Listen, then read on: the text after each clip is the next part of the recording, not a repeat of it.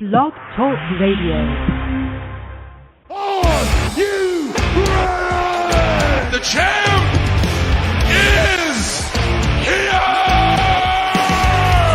It's just a man! Give me a hell yeah! What the rock is cooking?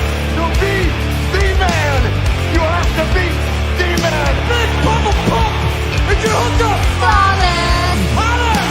In the air! Woo, woo, woo! Coffee in the Coming to you from the Blog Talk Radio studio right here in the heart of Hudson County. Folks, you know it's always in Union City and in Weehawken collectively. This is Working the Marks here on Blog Talk Radio, and I am New Jersey's premier award-winning journalist, the Professor, Fernando Uribe, and he is New Jersey's premier wrestling analyst, the PBR superstar, the glorious Patrick Rivera. What's up, PBR? You know, if Union City's the heart, then I think Weehawken should be the lungs. You know, I think if we're, I don't know, Union City's going to look like if Pablo Picasso drew a person. That's how it's going to look, or maybe Dali. I don't know. It's going to be a little messed up, but I'd like to think that Weehawken are the lungs of Hudson County. And it's great to be back here and working the marks with you, Fernando. Absolutely. Would you say we're brother. the lungs or not? I would say yes, especially since you're closer to the skyline and fresh air. Absolutely. So, yeah, I would say, yeah, I think for sure. Folks, Happy New Year. Happy 2023 year. It's great to be with you again here as we start year 2 of Working the Marks here on Blog Talk Radio and also via Famcast Media as well. And make sure you write to us whenever you can, whatever you like about the show, what you don't like, what annoys you about me, what annoys you about Patrick, or whatever, what you love about Patrick or what you love about me. Write to us, workingthemarks@gmail.com.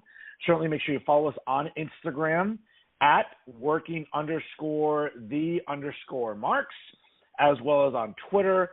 Also, make sure you follow it at working_marks.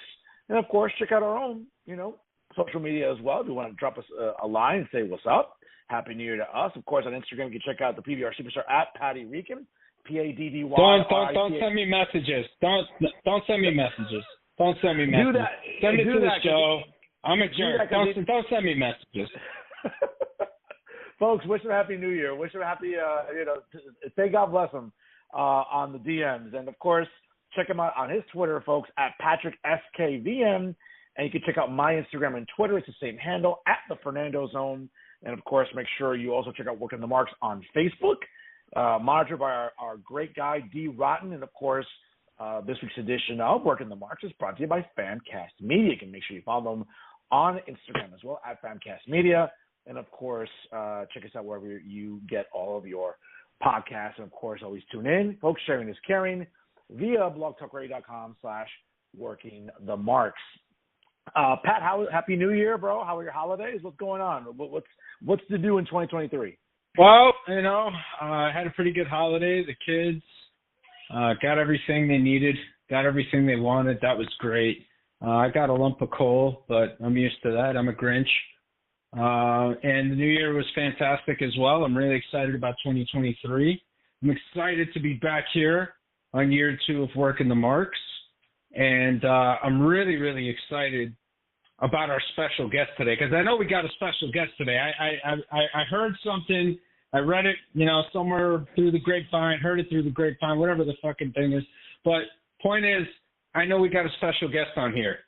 And I think it would behoove you to introduce this special guest that we got on the show Absolutely, today. Folks. What do you say? Ladies and gentlemen, we bring you some exclusives that other podcasts don't.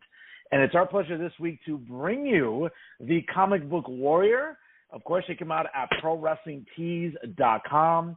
Please check out the shirt. Hey, you know what? It goes a long way, and all merchandise is owned by the comic book warrior, Gabe Baez. He joins us this week here on Working the Marks. What's up, warrior? Hey, guys. What's going on?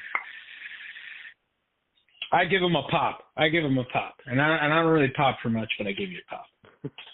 Absolutely. That means a lot, man. Thank you. Absolutely. Gabe, Happy New Year to you, bro. Again, folks, check him out on Pro Wrestling Tees. Obviously, the comic book warrior, Gabe Baez there. Only $25 made in Chicago of imported fabric or material. Let me tell you something, folks. A great merch to get during the again, if you're looking to buy somebody something after the holidays, or you've got a bar mitzvah coming up or a birthday, you know what? Show some support for a guy coming up right now in the indie scene, and a guy you better keep your eye on in 2023 here, Gabe Baez. Gabe, bro, I got to tell you, man, I've been looking at some stuff online about you, bro. It's really, really impressive. What was your epiphany to kind of get into professional wrestling? Like, was there someone who influenced you? Did you watch certain programming, certain territories? What was the epiphany, brother? So for me, the one that drew me into pro wrestling is my grandfather. And growing up, I'll admit it, I was the chubby, picked-on kid. And one day I came home, and I think that day my wallet was stolen, not going to lie. And my grandfather was like, Gabe, come watch Monday Night Raw with me. And I remember the match clearly. It was CM Punk versus Seth Rollins. And I instantly fell in love with pro wrestling. And as time went on, I was deciding what career I wanted to do. And surprisingly enough, it was two choices, comic book artist or professional wrestler. And I found out the hard way I sucked with drawing. So I went and trained to become a professional wrestler.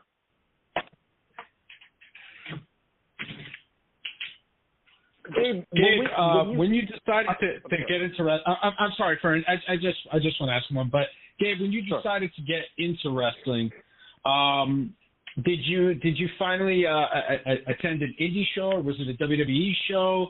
What was it that basically kind of helped you get on your path to training and to becoming a wrestler eventually?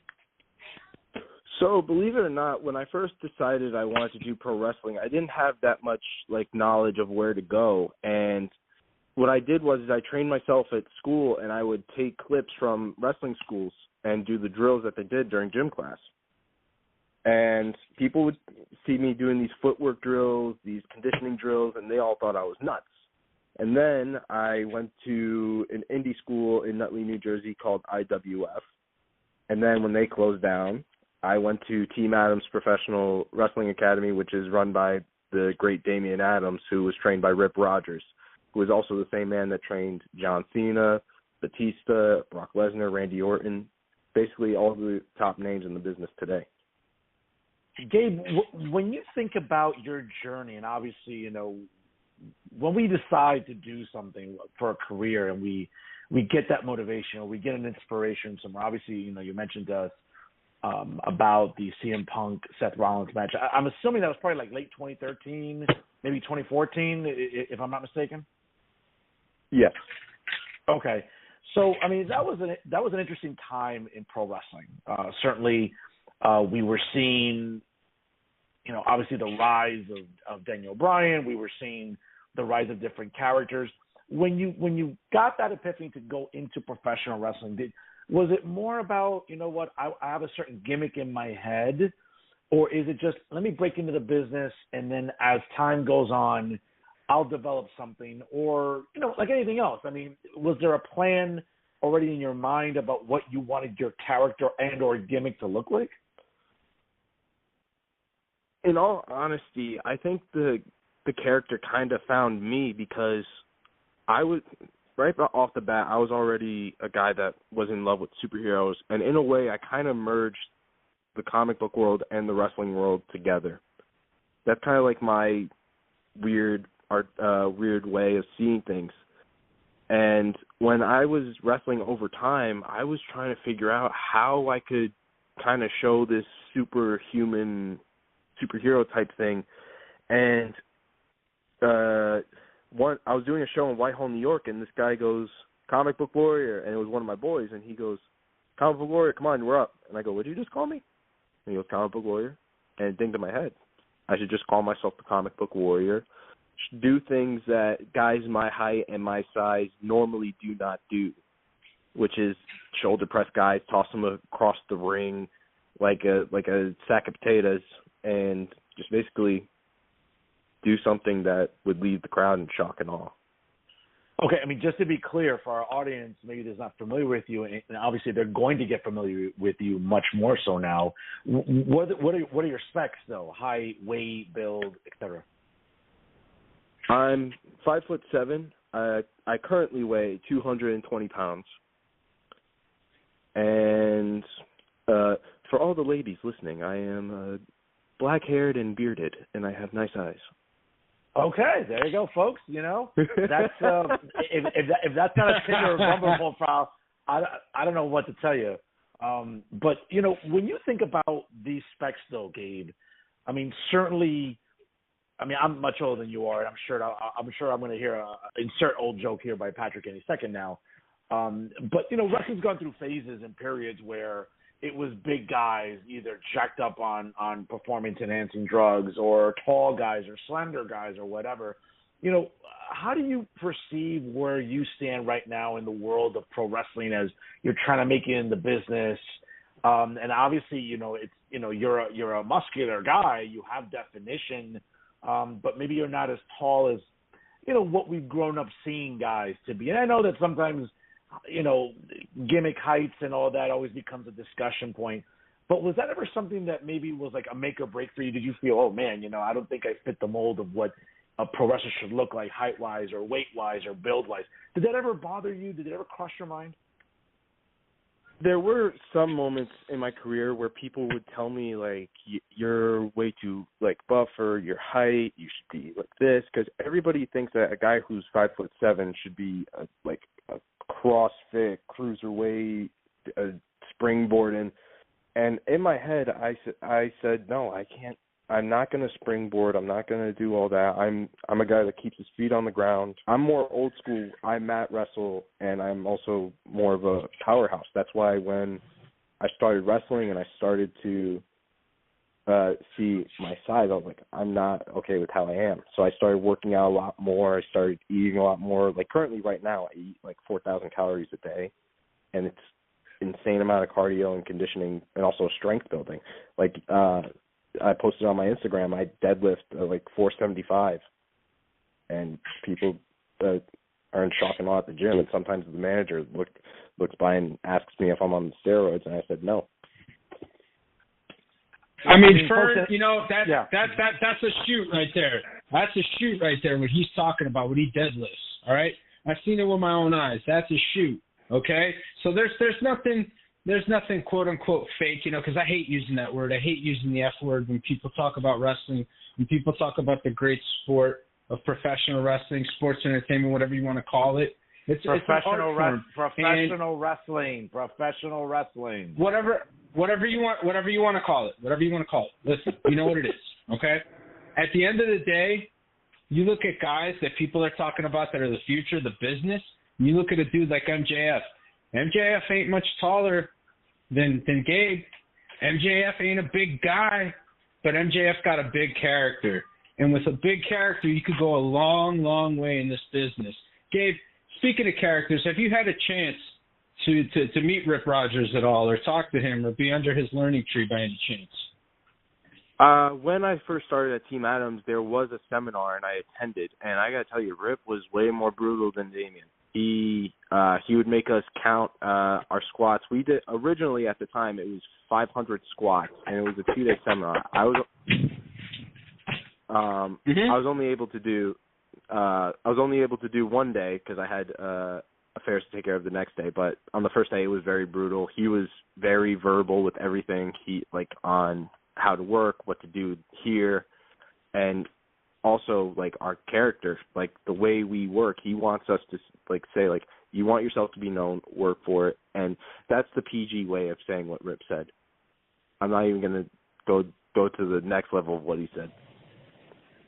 Right. Okay. Folks, again, check out the comic book warrior, Gabe Baez, at his Instagram, at Gabe_M_Baez, BAEZ. Certainly great content on there. And also, Gabe, I want to give you a shout out here as well. I know you're going to be in nearby Bergen County coming up next Saturday you'll be facing, obviously you'll be part of a card, but at 106 Bergen Avenue in Ridgefield Park. I believe bell time is at 6 p.m. Doors open at 5. Tell us a little bit more about this promotion you're going to be participating in next Saturday in nearby Bergen County.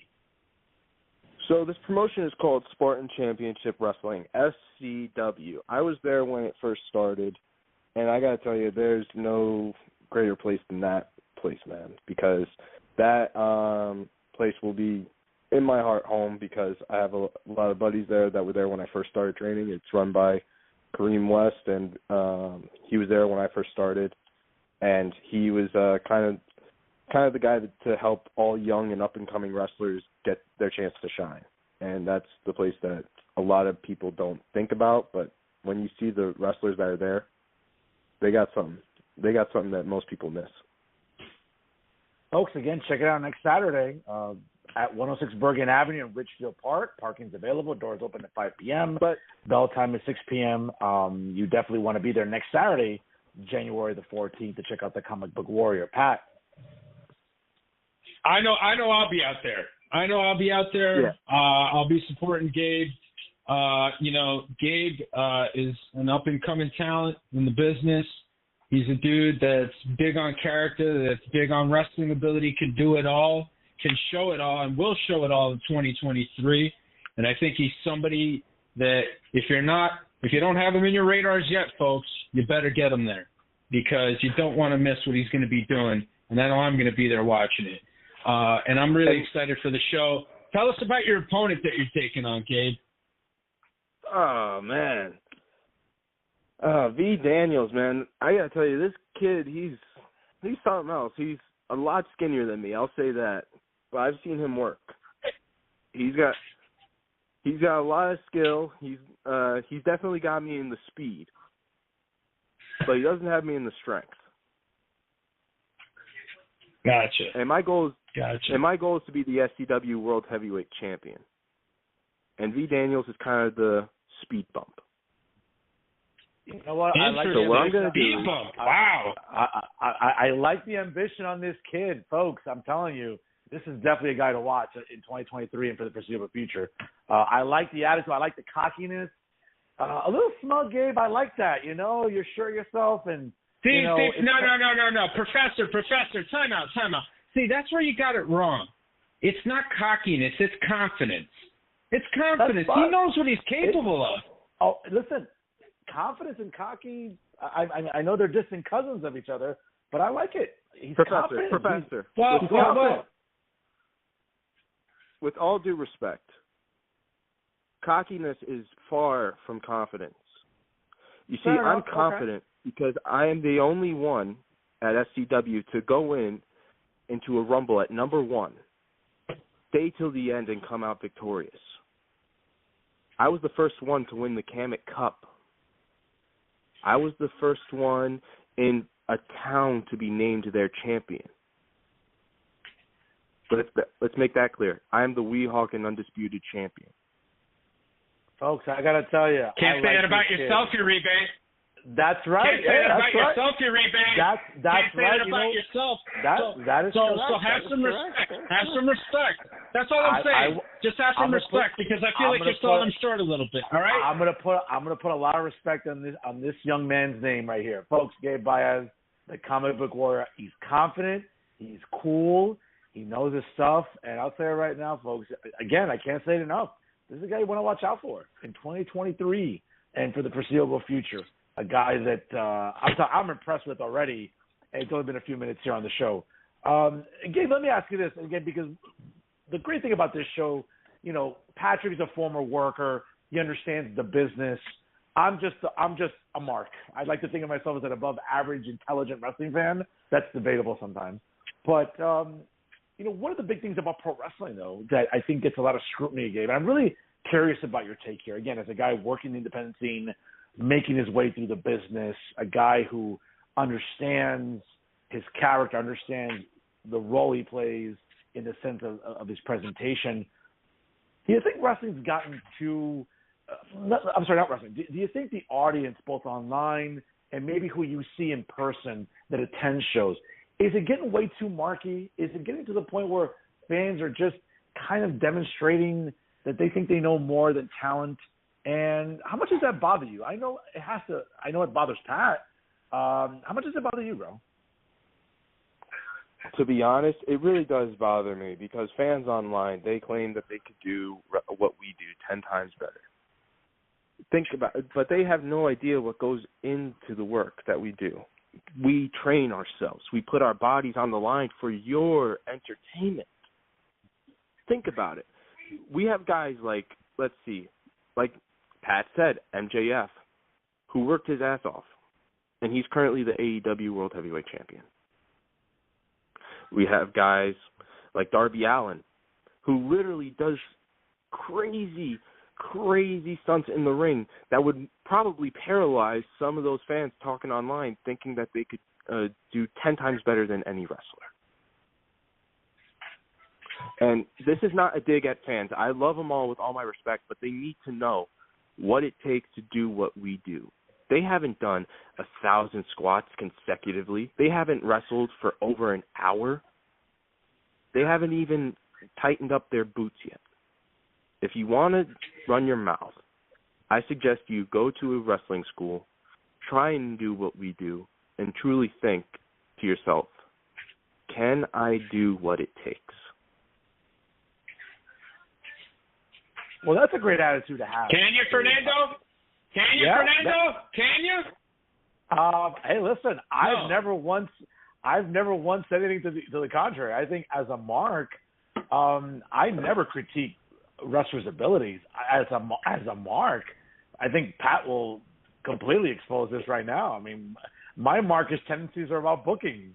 I like what I like, and I think a lot of fans are guilty of that. I think that's the fandom. I think that's also the toxicity of the wrestling fandom, Gabe, that I think is more so than any other genre in pop culture, comic books, music, movies, television.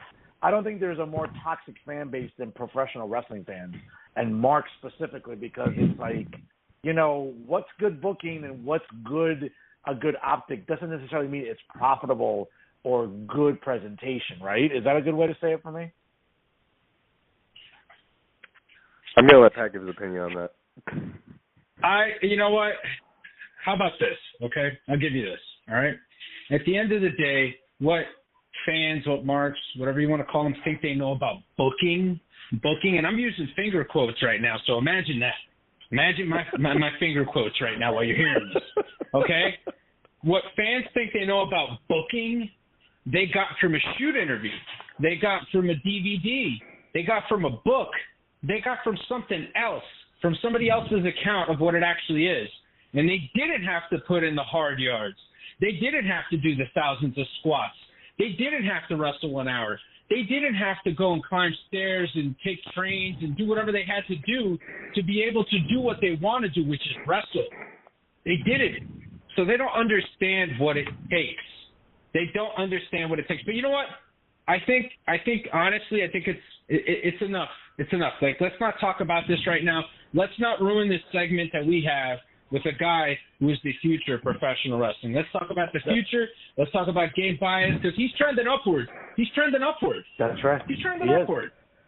No, he's and if you don't believe me, come on out next weekend and see it. No, he certainly is. And folks, again, make it a point to come out next Saturday, January the 14th, in Bergen County, nearby Bergen County. I can't say it enough. Richfield Park, nearby, accessible through all major highways, easy, accessible via Lyft or Uber. I mean, folks, it's not hard to get to. And bell time is 6 p.m., doors open at 5. Great card from what I can tell there. You can check it out, obviously, on the Facebook page.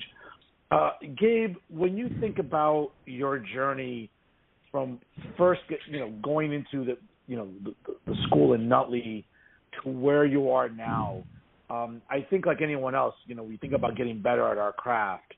And that always requires self-awareness. I think it's important to have that in any profession. Where do you see yourself within the next 5 years, as you presently see yourself moving up in the business? Because I can tell you're a guy on the rise and someone definitely we have to keep an eye out for. Ideally, where would you like to be in 5 years? I would like to be signed to one of the big companies, whether it's AEW, WWE, New Japan, Impact, you name it. That's where I he want said to be. Impact. I want to be. Yes, he said Impact. All right, good stuff. Of course he said Impact. He's a businessman. Duh, you idiot. Well, I'm the only Impact fan in Hudson County, so of course. So I'm going to mark out for that, of course. He said Impact. Jesus Christ! Like anybody cares about that company? What? All 5 of the fans of the company care? Hey, he's going to go where the money's at. Duh. I'm sorry, Gabe. I'm sorry. You're right.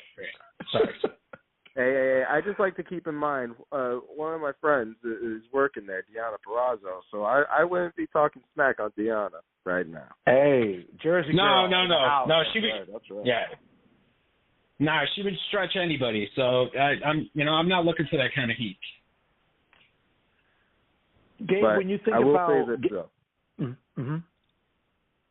I will say this though, no matter where I go, whether it's WWE, AEW, New Japan, Impact, Ring of Honor, I'm gonna look back to what I did to get to that point.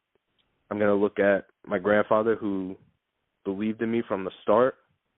I'm gonna look at my late best friend Mike, who believed in me, whether it was continuing wrestling or following my education. And to everybody who has paved the way for me to make sure that my life is on the right path. That's what I'm going to do. I'm going to remember that. Well, Gabe, you're certainly on the right path. You have a great attitude. Clearly, I mean, anyone listening today, folks, to today's episode, you can tell that Gabe has an incredible head on his shoulders, has immense self-awareness, and is a guy that, is very poised, confident but humble, I can tell during this interview, for sure. And folks, again, check him out there on Instagram. If you don't follow him right now, at Gabe_M period, the punctuation mark, _ Baez, BAEZ. Gabe, when you think about right now and how much you've progressed, I think like any athlete, because you're an athlete, and I know sometimes fans get fickle about that nonsense, but I mean, you're an athlete. You are exhibiting physical prowess in what you're doing here, so you're an athlete. When you think about how much you've progressed, I think like anybody else, sometimes we tend to compartmentalize what we're good at in some things more than others, maybe where we need improvement. Where are you right now? Where do you see yourself where you think you are really peaking right now in your skill set, and maybe there's something that you feel you need to work on and you look forward to keep working at it because, again, you're a professional. You want to keep working on your craft. How's that compartmentalized for you right now? So right now, the only thing that I feel I need to work on is my technical aspect of my abilities. You see, I could go the distance with anybody, but when it comes to technical, that's something I am kind of outmatched in. Because right now we have guys that can out-wrestle anybody. We have amateur wrestlers like Raymond Jazikoff, who is an NYU graduate. Guys on that scene get that level who could mat wrestle you for hours. You need to upgrade your technical aspect of that. So that's what I plan on doing. Strength and power is what I have. You could look at one of my matches. Hell, why don't you look up my match against Walter Diaz on YouTube? He had me in a triangle, and he weighs like close to 300 pounds. He lies about his weight, but 300 pounds.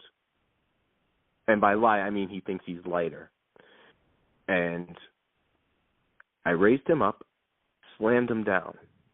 That is not easy for a man to do with one arm. Oh, Jesus. Wow. Okay. Folks, again, Gabe, actually, one more thing here real quick. Gabe, so I also understand that in your quest to become a better technical wrestler, you decided to take a trip up to Canada and actually ended up working with the Hart family. Could you tell us a little bit about that? Yeah, so I did a show in Elmira. This is where it all started. I did a show in Elmira. And the Hart family was there, and they gave me their information, and then they sent me up to Canada, where I was able to stay with them for a couple of days. And I got to tell you, the Hart family, they truly are something else. And someone else who is a close friend to the family, Mo Jabari, also known as Kid Chocolate, he has given me such great advice while I was there, and also to meet Bruce Hart while I was visiting Canada, I guess you could say, before I was actually wrestling. I was at an RCW show seeing what the wrestling's like in Canada, and Bruce Hart, he gave me such great words of wisdom on how to evolve, I should say, my character. And that is something that I have written down in my brain, so I'm doing my best to improve my character, improve my skill set, and I'm constantly conditioning myself. Like, literally, I forgot what day it was. I think it was Tuesday.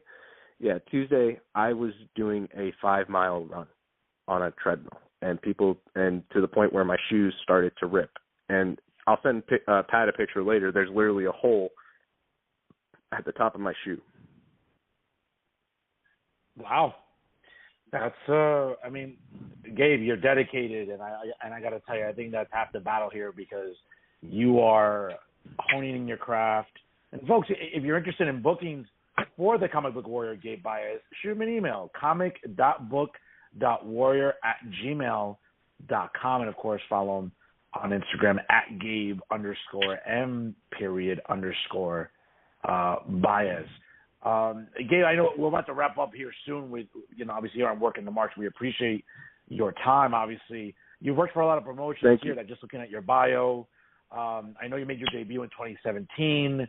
A lot of different promotions here, ECWA, World of Hurt, ECWA, ECPW, the Hart Legacy Wrestling, as you mentioned, obviously, working with the Hart family, Project Codename Wrestling, New Evolution Wrestling, Ace Pro Wrestling, and Spartan Championship Wrestling, where you are currently right now. What would you say? I mean, again, obviously, you made your debut in 2017 in Newport, Vermont. Just tell our audience real quick, what was that like? I mean, what were the nerves like that day? I mean, obviously, I know you went to train. You went and made your debut there. Just take us through that morning of going to make your debut there up in Vermont. It's a long drive. I've driven to Vermont. It's not exactly a hop, skip, and jump away here from New Jersey. But tell us about your emotions that day. What were you feeling? What were, did you call somebody? Did you get like a barrage of text messages? Just describe that day for us.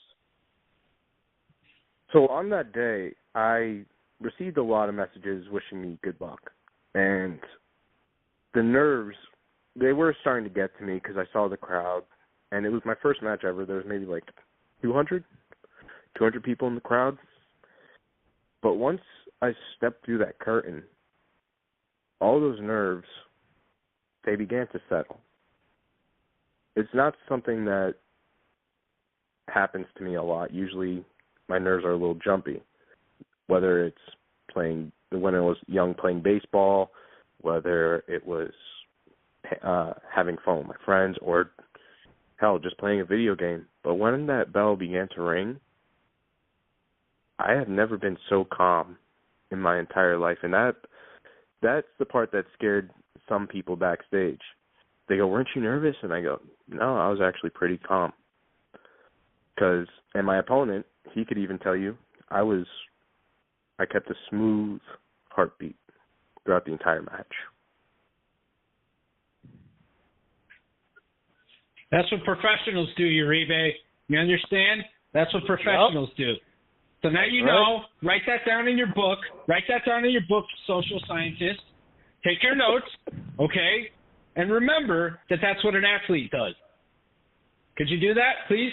And Gabe, I got to tell you, I'm really glad you came on the show.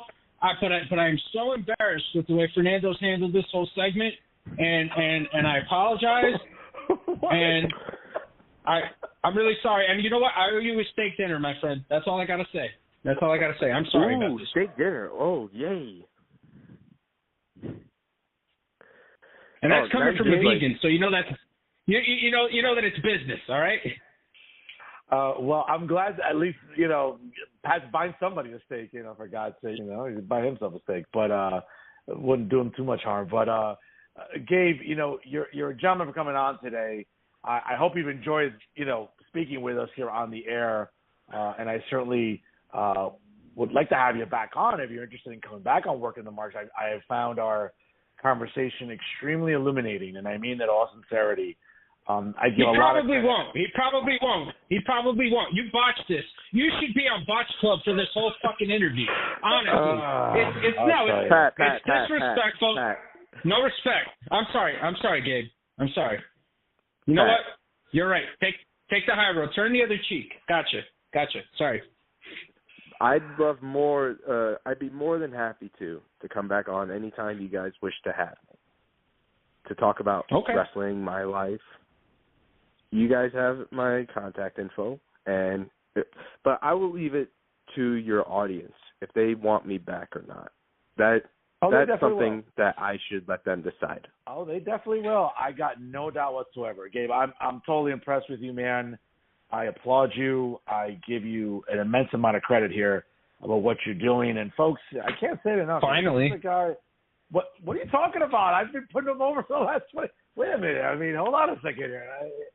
What version of Earth are we on here? Have I not been complimentary of this exceptional young man? Let's just see this out. Let's just see this out. It's going to be embarrassing. I don't want to face the backlash online because of this segment, because of your stupidity. But I'm not going to look. Let's just finish this, please. Thank you.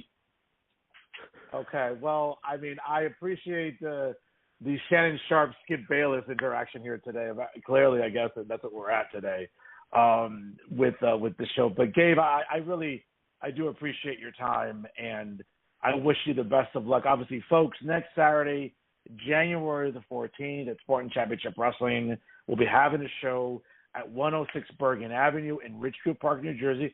Once again, easily accessible through all major roads, Turnpike, Parkway, Route 80, plenty of parking, doors open at 5, bell time at 6. Go on Facebook, check out the card. It is an incredibly solid card of up-and-coming talent led by our guest today, the comic book warrior, Gabe Baez, who's just going to be outshining everybody as far as I'm concerned next Saturday night in Ridgefield Park.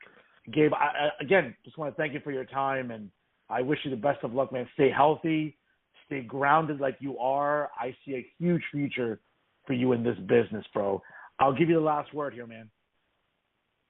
Thank you. And to everybody listening, it's been an honor speaking for you guys to hear me, and I can't wait for you guys to see me next week, taking on some speed bumps by the name of V. Daniels.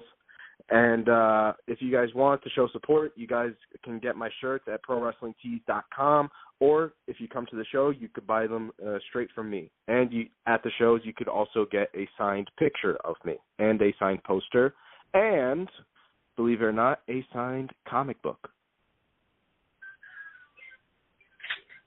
Pat? You hear that? He's giving out books.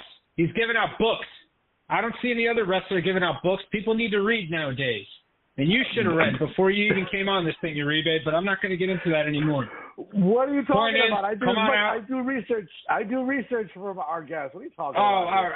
All right. Yeah. No, you did your research. Anyways, look, come on out, see Gabe Baez next weekend. I'm going to be there. I'm going to have my gimmicks on. You better come and get your gimmicks, and you better come on down and see the wrestling. And that's all I got to say about that. All right? So thank you, Gabe. Thanks so much for coming on. I'm so sorry. I'll PayPal you for coming on. This is disappointing. The whole thing fell apart. I'm sorry. And anyways, let's get on to the next segment. Thank you, Gabe. You're a great guy. Folks, check him out on Instagram. Thank you for having me. Gabe, listen, it's our pleasure. Stay healthy, bro. God bless you. Best of luck to you with Spartan Championship Wrestling and every other promotion that I know you're going to excel in the near future. Folks, he's Gabe Baez, the comic book warrior, joining us here this week on Working the Marks via Camcast Media and also on Blog Talk Radio. Gabe, take care of yourself, brother. Happy New Year, and we'll see you again soon here on Working the Marks. Take care, brother. Yeah. See ya. Take care. See you next week. Bye-bye, brother. Yeah, brother. Take care. Yeah, man, good segment there. I love Gabe, you know. I think good segment there. Good segment there. You love Gabe. Now you love Gabe. Jesus. Oh, my God. I love Gabe. That was so embarrassing. That was worse than when I pissed my pants in grammar school. I mean, that was just awful. Well, I mean, all of it, you're dogging the guy out the entire time, and then finally you put him over because I have to point out that he's an athlete to you because, you're treating him like a J-bro. I mean, dude, we'll be lucky if we get him back on, honestly. We'll be lucky if we get him back on. I think he'll be back on. I think he'll be back on. I'm pretty confident. Be back on. You think he'll be back on? All right. Well, we'll be lucky. We'll be lucky if we get another person to come on the show, another host, another guest, whatever. Jesus, I'm flustered. Anyways, can we just do the rest of the show? Let's just do the rest of the show. All right. Okay. Well, all right, folks. Again, let's get to the news here. Pat, interesting. Via Wrestle Talk today, apparently Dave Adamson from Wrestle Talk is reporting. I get a couple other outlets to the same. I'm not sure if you saw it on Twitter as well. Apparently, CM Punk is in some position to return to AEW. What version of Earth are we living on that this is possible? Well, we're living in the version of Earth where, money's green and people still want to make it. I mean, come on, man. I mean, this is a fucking no-brainer. Come on. He can get money from anywhere. It doesn't matter. If he wants to stay in AEW, stay in AEW, get money. If you want to go to WWE, go to WWE, make money.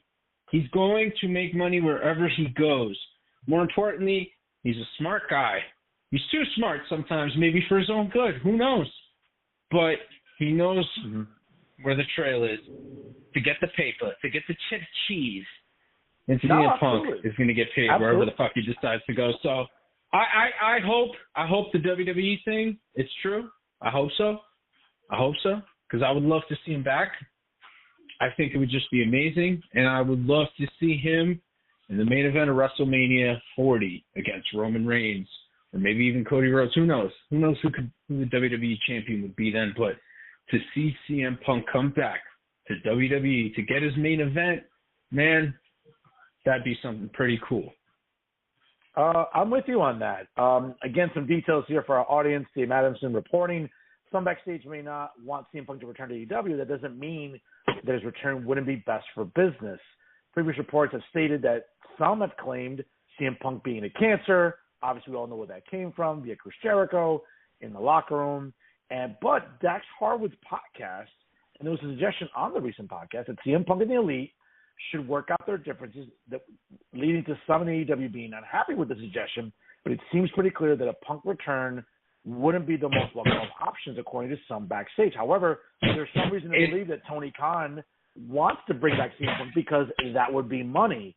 If you're paying a guy $5 million to sit at home, I don't know. I mean, again, I'm not trying to take Uncle Dave's reporting seriously, but it would seem that according to what was said on the Dax Harwood podcast between Dax Harwood and CM Punk, obviously Phil Brooks wants to come back and do business. Quote, Punk posted on Instagram a photo of him with FTR, as well as pushing his number 2 in merch sales and a list of the most watched YouTube videos from AEW in 2022, which of many included him in them. The popularity of CM Punk, obviously, among the wrestling audience can be understood with the impact for a guy that really hasn't been on TV since September of 2022. There was some belief, though, Pat, that Tony Khan and CM Punk were working on a contract buyout with a no-compete clause, probably being the sticking point that was delaying the negotiation. Apparently, Uncle Dave is now suggesting that an alternative path for negotiations could be materializing. I got to tell you, man,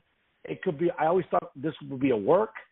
I just think that there's way too much immaturity in that locker room, and there's a lack of leadership by Tony Khan, because this would never happen under any sound corporate structure. If there's money to be made, a good, strong CEO would get adults together, because remember, he's the CEO and they're the employees.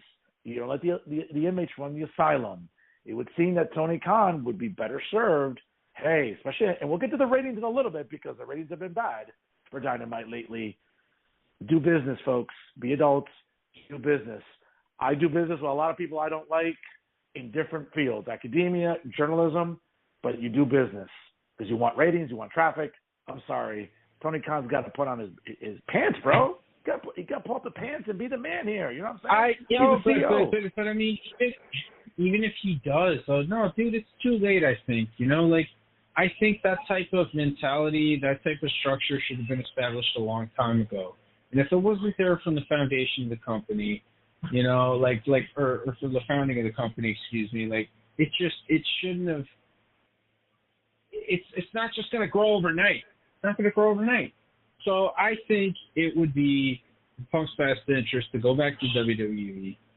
If WWE is going to be like super professional and it's going to be like something, where he can go and he can make the most money for what he's trying to do, then that would probably be the best choice, for him. So I think I'd like to see him back there. But I mean, dude, you got to look at it like this. This scoop is coming from Dave Meltzer. Is he reliable? No. Is he in with them? Yeah. But it doesn't really. I don't know, man. I need to see more to this. I need to see more to this. Pat, I read Dave Adamson quite a bit on WrestleTalk. I'm not saying that what he writes is scripture, but like I've come, at least from what I'm reading for some months now, about Dave Adamson, I think kind of reliable, a hell of a lot more reliable than other pro wrestling journalists, if you can call them that. So again, take it with a grain of salt. It seems like maybe there is a possibility of CM Punk returning.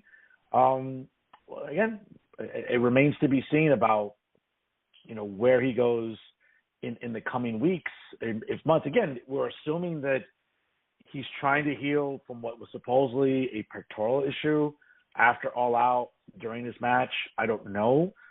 Interesting, though, to see, where he would end up because, back in WWE, it seems like a much better structure.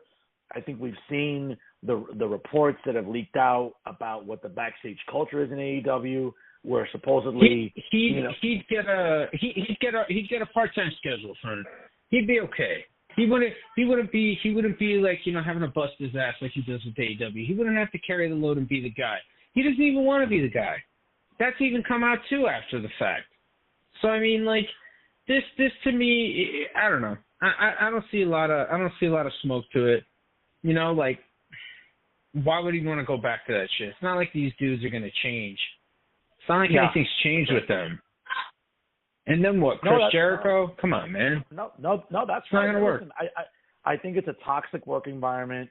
I think obviously what we've learned or what's leaked out that, after Dynamites and Rampages, the talent, both the guys and girls, go back to the hotel, they're at the bar, they're drinking or whatever.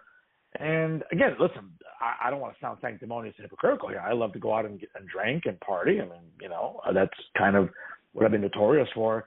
But it seems like in that company, you want a little more structure. We're not getting that. And I think that it's, again, Punk spoke out against it. Punk doesn't drink. He doesn't smoke. He doesn't engage in recreational drugs of any kind. And when he's trying to maybe help promote a better culture, and he was pretty much laughed at by grown adults where they were just like, no, whatever, he doesn't know what he's doing, or, who the hell is this guy? I just think it's overgrown adolescents that can't hold their liquor and still want to party like it's 1999. I don't know. I think it's a bad culture that he wanted to try to improve. Clearly, he was laughed off by veterans in the locker room, and I think that, little by little, we're seeing sort of him being kind of a cast-off. I think it remains to be seen. $5 million talks, dude. If Tony Khan's like, you know what, if I want to pay this guy $5 million, I want him to wrestle. I want him to sit at home, doing podcasts, burying us or saying things that eventually he's going to say. And who knows, even if an NDA is going to be signed, if there is a buyout. So there's a lot of moving parts here, Pat, about where this could go. Absolutely. And I'm curious to see where it goes in the future. But I think if Carlos Miguel Punk wants to finish his career on a high note, go to the WWE, make your money, main event WrestleMania, sell your T-shirts, win your matches, do your thing. It's all good. You know what I mean? So I think he's ultimately going to do whatever suits him, whether it's staying in AEW or not. But he's got time there. He could do it, or he could just walk, and ask for whatever the fuck it is. I mean, look, dude, he's a weird one because, like, we know that he's willing to sit things out. We know that he doesn't, like, he's not one of these guys that's, like, going to beg to come back. Like, no, he doesn't care. Once he's set on something, he'll do it. So it's going to be really interesting to see what he does, but I ultimately hope he comes back to WWE because I think they would do him right there, and he would get a good run. I'm with you. I think it'll be interesting to see what happens as we start 2023. Other big news to start 2023, Sasha Banks, former WWE star, is now the CEO.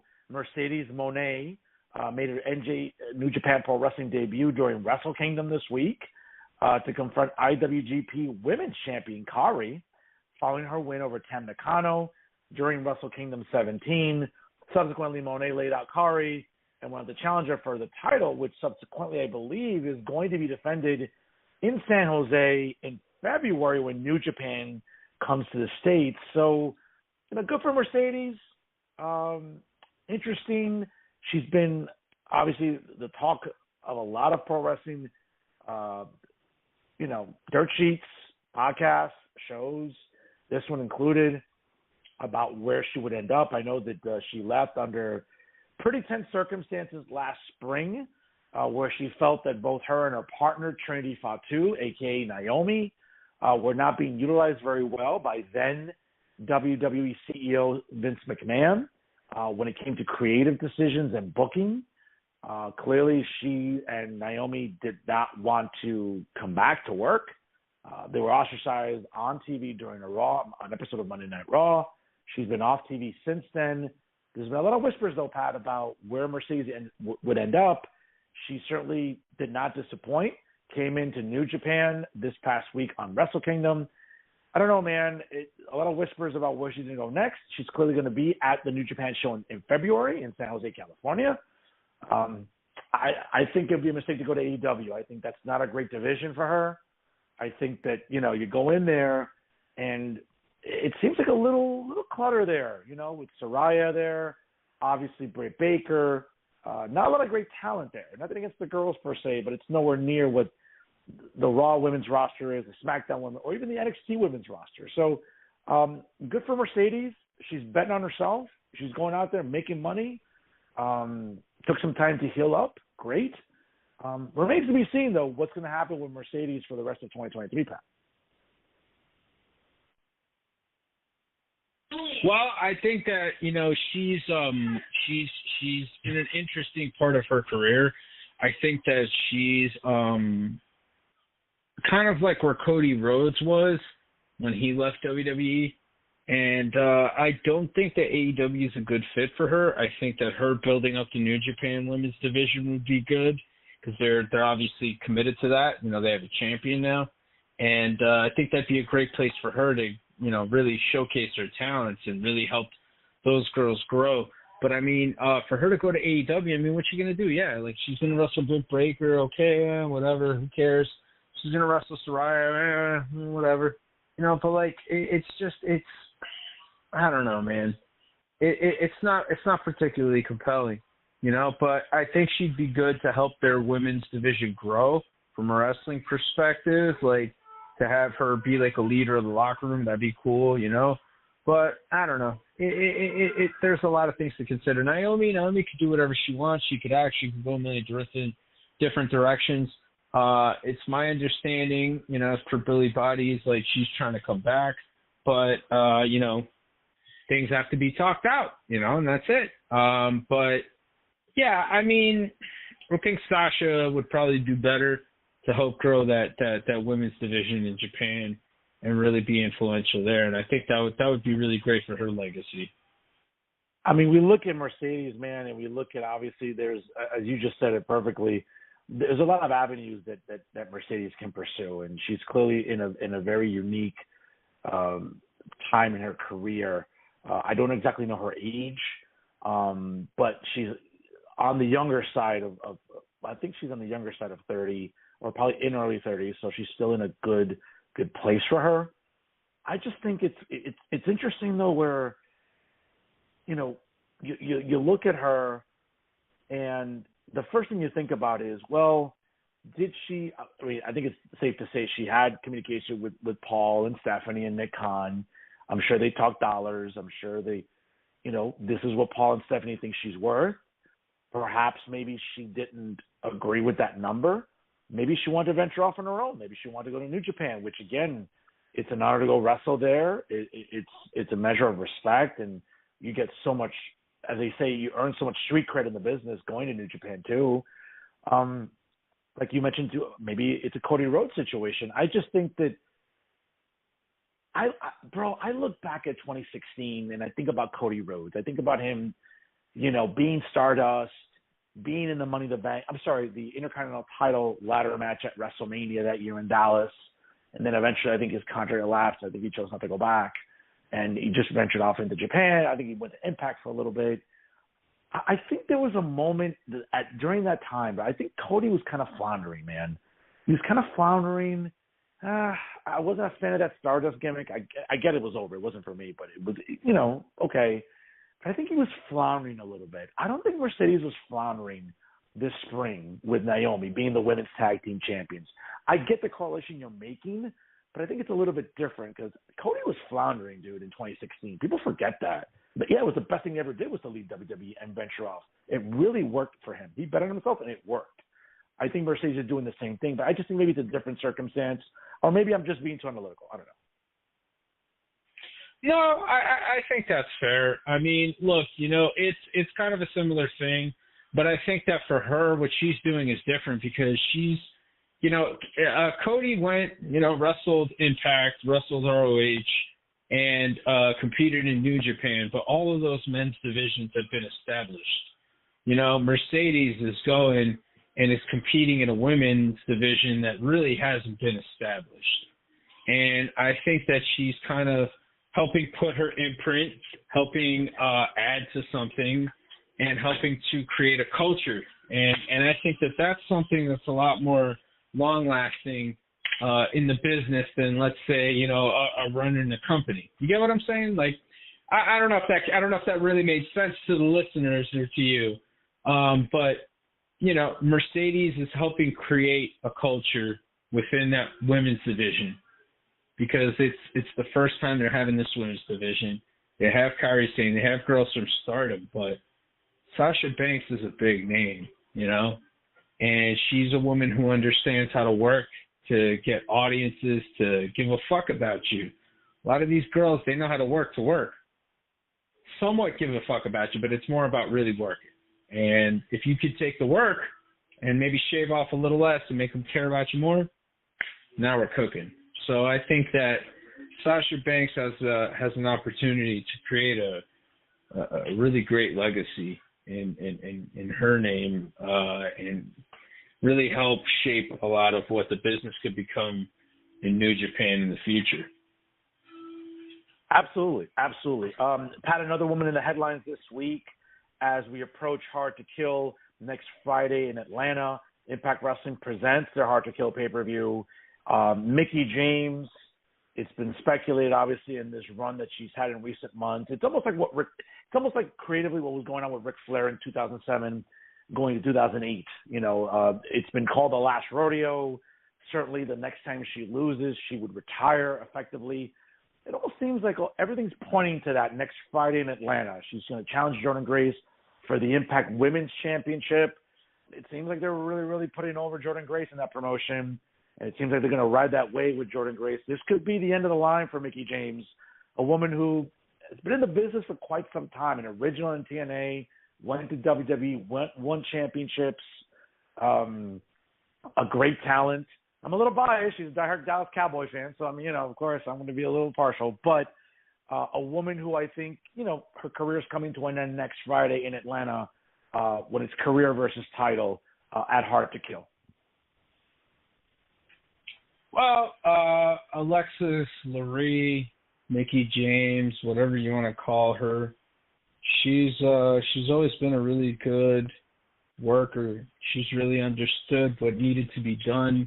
I first saw her in MCW, Maryland Championship Wrestling, and she was great there. and I would see her in Jersey All-Pro and a lot of other different places, but, you know, good for her. She's had a great career. Her run is Mickie James in WWE, working main event with Trish Stratus, great stuff. And, you know, she's somebody who deserves a good send-off. Maybe they'll give it to her in a garbage bag, who knows. But, you know, she's been a really good performer for a long time. I don't know why I sounded Canadian a couple of seconds ago. Maybe it's the Canadian beers I'm drinking. But she's had a fantastic career, and she's somebody who certainly deserves a nice send-off. So let's see what happens. But either way, she's a fantastic gal, and I hope she has a happy retirement. Definitely. Other news. Let's stick with the girls here. Obviously, as 2022 came to a close, though, Pat, on the last SmackDown of the year, last year on December 30th, Charlotte Flair returned to television and immediately won the SmackDown Women's Championship. You know, hey, listen, you don't have to tell me how happy I was, because I am such a mark for the Flair family. Woo! That just seeing her on TV was great.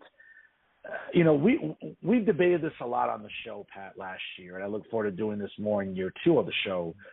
I get it. She's a big name.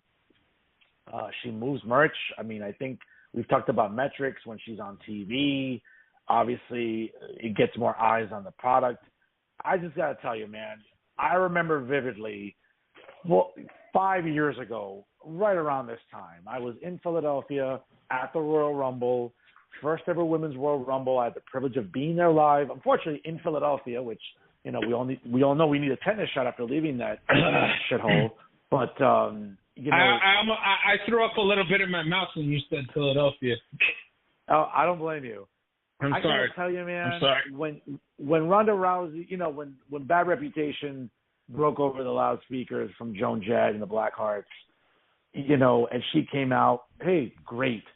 New eyes in the product, a global name, a global star. I got to tell you, man, 5 years later, listen, I know the first thing you're going to say to me, metrics and merch and this and that. Bro, 5 years later, it's just been flat. It's uninspiring about Ronda Rousey. I don't blame Paul for taking the belt off of her, putting it back on Charlotte. You know, if we're going to have Becky versus Charlotte at Mania, really compelling. Ronda in the main event again against Becky, I don't know, man. I'm trying not to be a mark here, but I'm sorry. 5 years later, very uninspiring, Pat. I mean, look, dude, I personally think that you just do not like Ronda Rousey, and that's why you feel this way. But she's done everything that she's needed to do. She's sold merch. I feel like Ronda is one of these people for you that is kind of maybe for the younger audience, you know? And I'm not trying to say you're old, but, like, even for me and, like, my age group, like, we like Ronda because she's a badass MMA chick. But, like, that's it. You know, Ronda's more intended for, like, the younger kids, the younger audience, you know, for people to get into her. But Pat, I mean, I'm with you about loving her because she's been a badass MMA fighter. But what's compelling about her? I get it, the merch, the metrics. You know, when she's on it's the same thing that's compelling, but it's the same thing that's compelling with Brock Lesnar. She's a female Brock Lesnar. That's what she is. It's the same thing, you know. How about this? Brock can cut up much better promo, dude. And he's always been when he's been given a mic, he's been entertaining. Ronda isn't, dude. I'm sorry. Maybe I'm seeing something. Maybe I'm not seeing it. How isn't she when she's main evented WrestleMania like Brock has? How? She's played a part in that. No. She's played a part in that. Becky certainly was the biggest part, the biggest component, but Ronda being involved was very huge. That legitimized it. That made a lot of crossover fans come and watch WrestleMania. Absolutely. I mean, no. I get what you're saying. I get what you're saying about Ronda. I know you're not thrilled about her. I know that, but she does serve a purpose. And I don't think that there's a conspiracy or an agenda or like we got to take the title off her. Like, no, that's not it. That is absolutely not it with her. You know, she's another talent that they could use, somebody who could pull in a big fan base and who also, you know, is a crossover star. Like, I mean, you can't grow that on trees, Fern. You really can't, you know? No, Pat, listen, you're right, but, like, I was there sitting in MetLife Stadium. I remember, yes, it's historic, having that women's main event, the triple. I get all that. But I was sitting there, and I remember what it sounded like. And I remember going to a couple of shows during that spring when WWE was doing Raws and Tri-City leading up to WrestleMania. I just remember, like, okay, great. She's a name. Like, I'm not disagreeing with every metric that she represents. She's a global name. I'm not saying that. Again, I'm trying not to be as much of a mark about this, but it's been, I mean, your Brock Lesnar comparison is a good one. I'm with you. But when he's been allowed to cut a promo and just have the mic, Lesnar's been so much more compelling. I get it. He's had mouthpieces like Heyman. How is he so much more? I mean, like you make him seem like he's fucking Roddy Piper, you know? Like, no, you're right. He's you're fucking right, Brock. He's Brock Lesnar. Well, what's he gonna talk about? Hey, I dug a hole when I was fucking growing up. You know, I killed a cow probably with my bare hands because I'm Brock Lesnar and probably. Fucking that's what I fucking did, you know, and then I fed the cow to my family. Like, but Pat, you're right, and you're absolutely right. I just feel that it's just been, again, it's 5 years later. It has not been as inspiring, I think. And listen, it's been profitable. One thing is profitability, and one thing is metrics and visibility. I don't dispute this for a second. You'd have to be an idiot not to understand that these are important metrics. But 5 years later, in terms of what she's been to the optic of what she is as an on-screen talent hasn't always been inspiring. And I get it. She's served her purpose. She's done what she's been asked to do. I get all that. You're absolutely correct. But, and again, I love Ronda Rousey. I watch MMA. I'm not as dedicated as you are. You are extremely educated on MMA. You can recite names off in your sleep. I like Ronda Rousey. I've watched MMA because of Ronda. But the idea 5 years later, man, again, I remember being there in Philadelphia when she debuted. There was a huge sizzle. But 5 years later, that steak, I'll use a little bit of Cuban term. Ya la carne se puso cruda. Okay? That steak got a little stale. Well, I don't know what meat you're eating, man, but the vast majority of the WWE fan base is eating a different type of meat.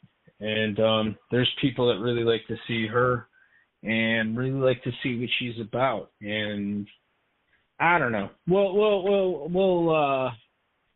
We'll see where it goes with her. I mean, this is, you know, here's another thing too. Like, you had the people that criticized the fact that Charlotte came back, right? You had the people that were like, Charlotte coming back, taking a title off of somebody, just winning the title again. That's horrible. That's lame, right? Like, I'm sure you saw some of that there's people that were complaining that Charlotte came back and won the title. Now she's in the main event again automatically and blah, blah, blah. There's a conspiracy because Ric Flair, you know, with the fucking candlestick and the fucking observatory and Vince McMahon picked it up and, like, you know, this whole nonsense that the marks cook up. Like, you know, you think about it and it's like, what other way do you bring Charlotte Flair back? What other way do you bring her back? You bring her back on fucking main event? You bring her back on main event? You bring her back on an opening match of Raw with no intro? No, it's fucking Charlotte Flair, you fucking nincompoop. You gotta fucking bring her back in a big, big way. And they bought her in a big, big way, and they had her win the title, okay?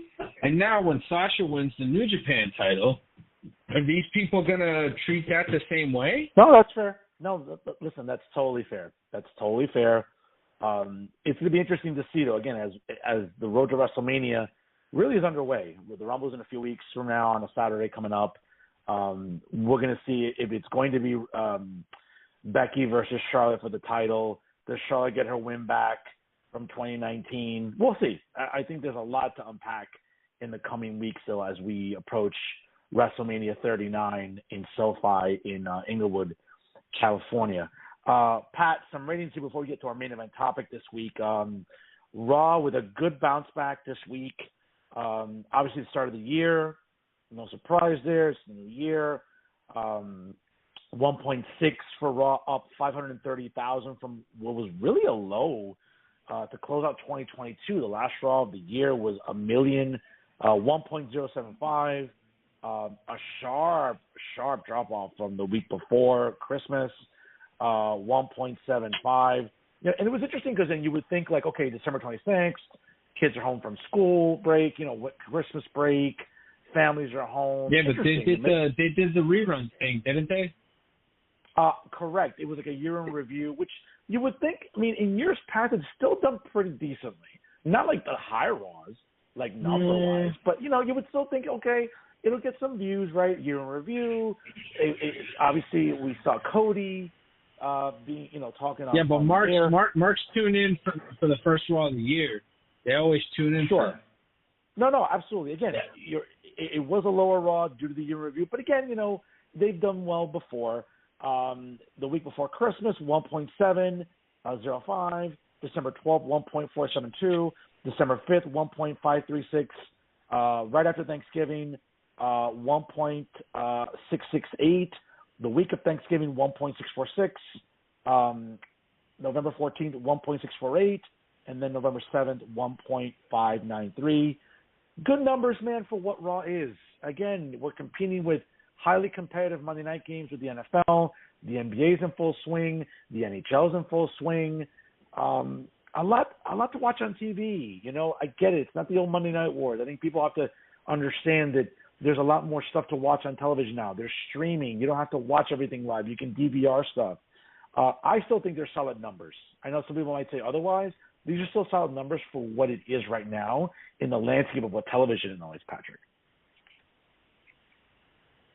Well, yeah. I mean, look, I think that when people like WWE are real ratings, like that's real ratings. Like AEW, they're gonna draw their like Pee-wee crowd, and that's okay, that's acceptable, and that's what it is. But they're gonna continuously draw that. WWE are gonna draw real ratings. They're gonna be over 1 million. They're going to bring in a strong crowd, except developmental. Developmental, they've already established that nobody really gives a fuck about that for quite some time. Regardless of how good maybe the wrestling might be for a certain portion of the audience, doesn't really get over as big as the stuff on Monday Night Raw and SmackDown. But, I'm not losing sleep over these numbers, dude. I'm really not. Like, we already know how this is going to trend. We've been watching this shit enough. We know how it's going to go. You know what I mean? No, listen, I'm with you. And I think that as the road to WrestleMania intensifies, the Royal Rumble, again, my favorite event of the year, is coming up just a few Saturdays from now, from tomorrow, which, again, I love the PLEs on a Saturday. I don't know about you, man. It just, it gets people over. I love having watch parties. I know you come over for them. Other friends of mine. I just like them on Saturdays. It's fun. They always go out to do something afterwards. But, the road to WrestleMania intensifies, and I'm sure that as the Royal Rumble card takes shape, as we start seeing names, of course, numbers, they'll bump up for sure. Speaking of numbers bumping up, my goodness, SmackDown, always been doing well, man. Just going back to, let's say, right after Labor Day, always in the high twos. It peaked at one point in mid-September at 2.5. It had been 2.2, 2.24 for a while. During the World Series, I know that that weekend, obviously, it was shifted to FS1. It did AEW numbers, 835,000 on that Friday, which is funny. But then, obviously, once the World Series was over, it was back on Fox. 2.13, 2.264, 2.23. The day after Thanksgiving on Black Friday, 2.16. Early December, again, it was preempted. College football, again, kind of an AEW number, 902,000. But right after that, for the rest of December, 2.3, 2.15, 2.3. last Friday, the last Smackdown of the year, to no one's surprise, with the return of John Cena teaming up with Kevin Owens against Sami Zayn and WWE Undisputed Universal Champion Roman Reigns, a whopping 2.629, Patrick, to end the year. That's a pretty big number, my friend.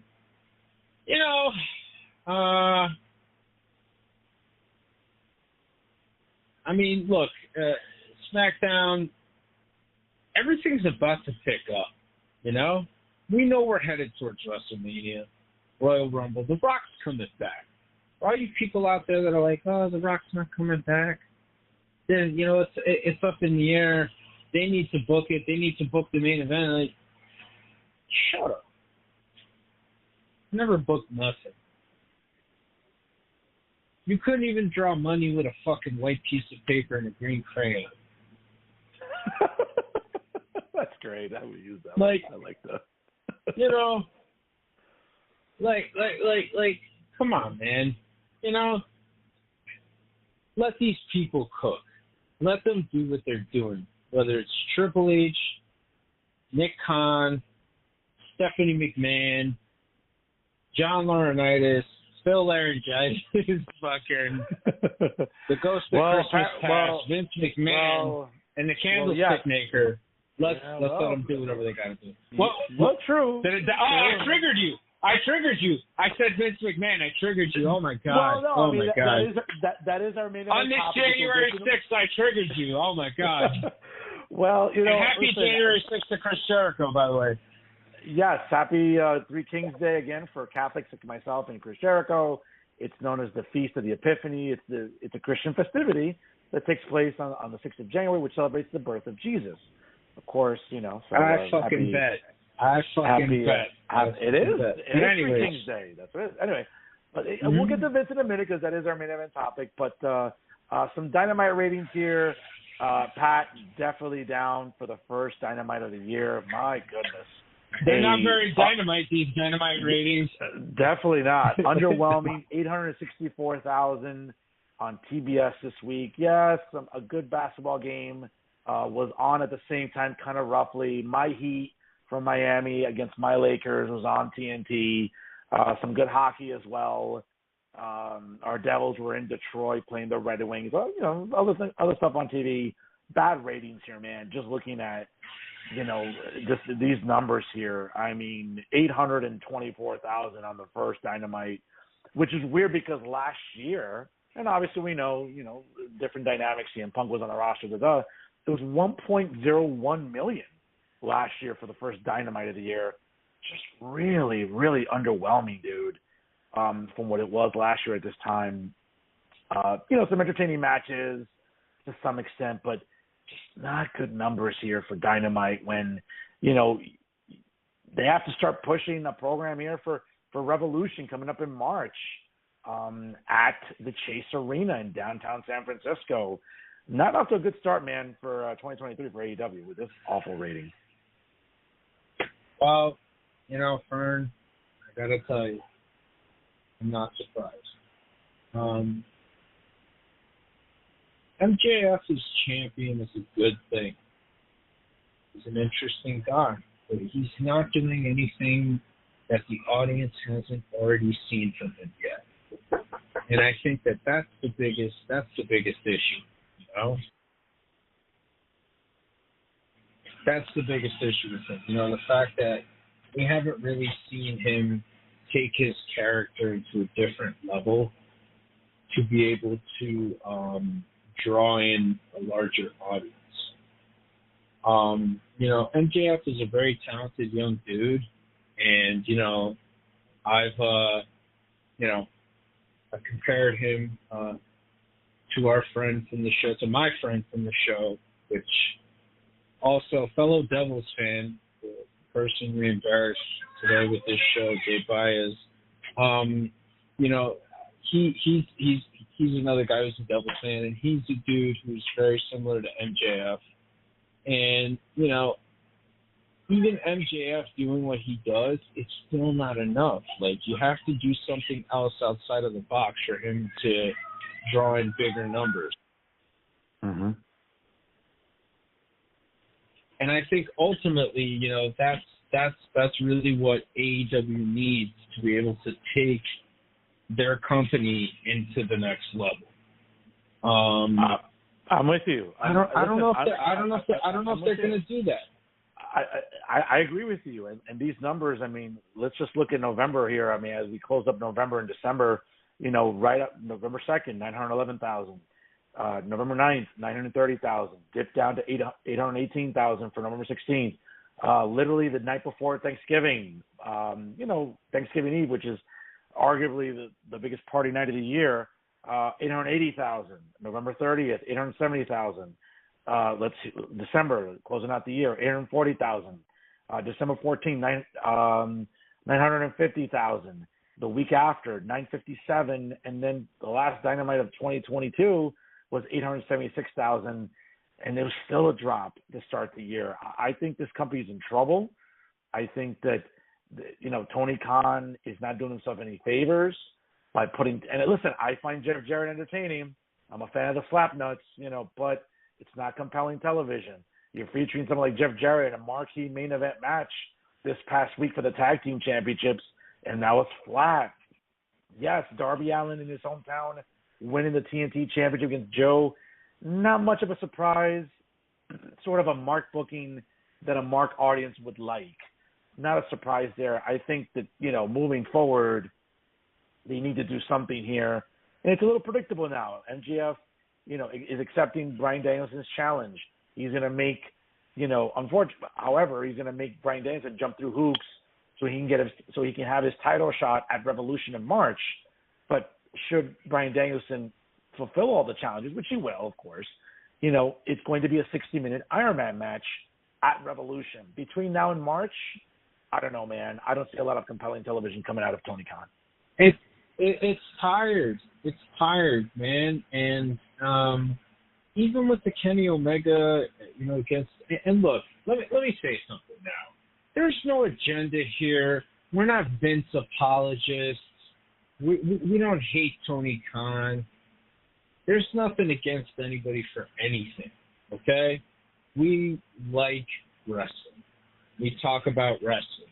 We have fucking wrestlers on the show. We love it. And there is no Vince apologist agenda for all you people who might think that out there in whatever chats you're in. There's no Vince apologist agenda. It's not like that, okay? There's no Tony Khan hatred. It's not like that. We're calling it from what we're seeing, and we're understanding that this is a business. It's a business, okay? And whether the person we like wins or loses, it's still going to keep going. And the people that deserve to make the most money are going to be in the positions to do it more often than not. And we talk about that here on the show. We do it in a pretty objective way. And whether the listeners like it or not, I don't know. I can't say. I don't even know you motherfuckers exist. And I'm sorry, I didn't mean to call you motherfuckers. None of you had sex with your mothers, as far as I know. But the point is that I just think that enjoy it for what it is. You know, stop fucking complaining. I've said this before. I'll say it again. I'll say it a million times after. There's no agenda here. We're calling the wrestling the way we see it. Enjoy it for what it is. And go on the ride. Because that's what you like when you were younger. And when you think you know something because you heard it, you know, wherever, you really don't know shit. You know? You really don't know shit. So just be open. I'm sorry. Sorry, Fern. I'm sorry. Now I'm apologizing to you, even though you were utterly embarrassing at the beginning, but whatever. I was not. I was fair. I was a good interview. What are you talking about? All right. I can't win sometimes. I can't win. Our main event topic this week, folks, obviously, if you've been watching the news cycle, you know, it's for some in the pro wrestling community and for fans, it's a joyous day. For others, not so much. But Vince McMahon is officially back with WWE on the board of directors. Apparently, the Wall Street Journal reporting this week that by written consent, Vince and Kay McMahon filed a 68-page filing with the Securities and Exchange Commission. Pat, I don't know if you had a chance to read it. I was actually reading some of the document. Man, I'll tell you, you want to talk about long-winded bureaucracy, and that's what it is when you submit filings to the SEC, boy. I'll tell you, 68 pages, man. You want to fall asleep quick? Download the PDF and look at it. I was reading like the first 10 pages. It was tough to read. But apparently Vince McMahon removed Joellen Lyons Dillon as well as Jeffrey Speed and Alan Dexler without cause as directors of the issuer, obviously, and to fill such vacancies by electing reporting person George Barrios and Michelle Wilson as directors, again, by the issuer. The reporting person is Vince McMahon, and the issuer is WWE. On January 5th, the Wall Street Journal is reporting that Vince McMahon would soon indicate a return to the company simply to pursue a sale of World Wrestling Entertainment.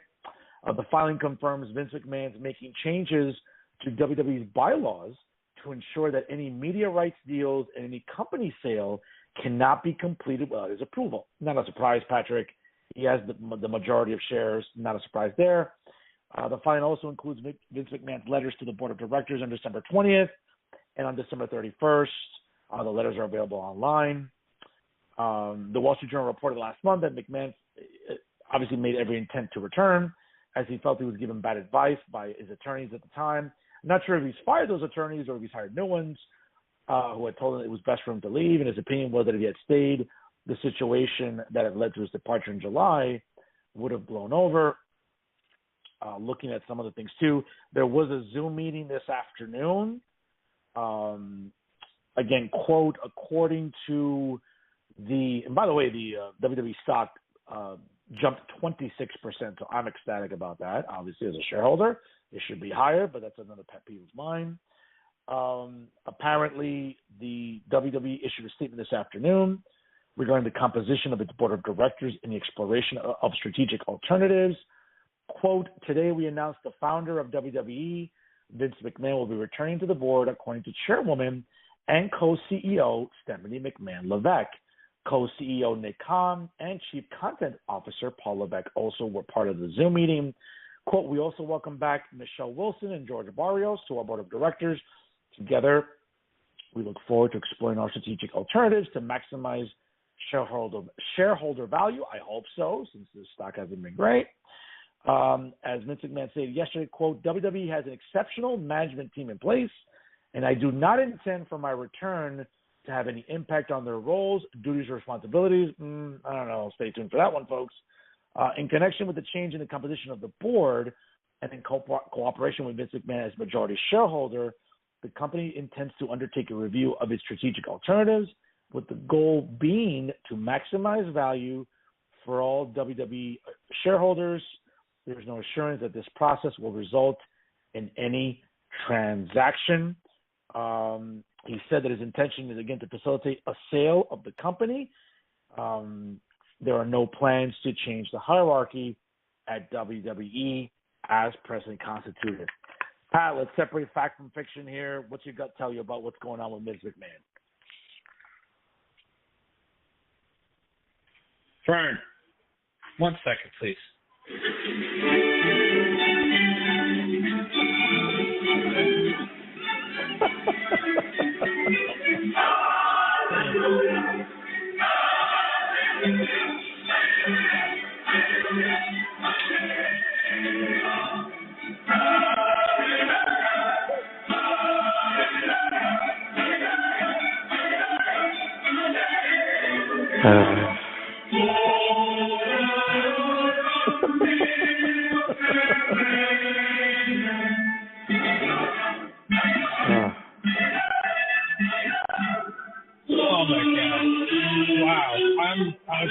I'm honestly emotional.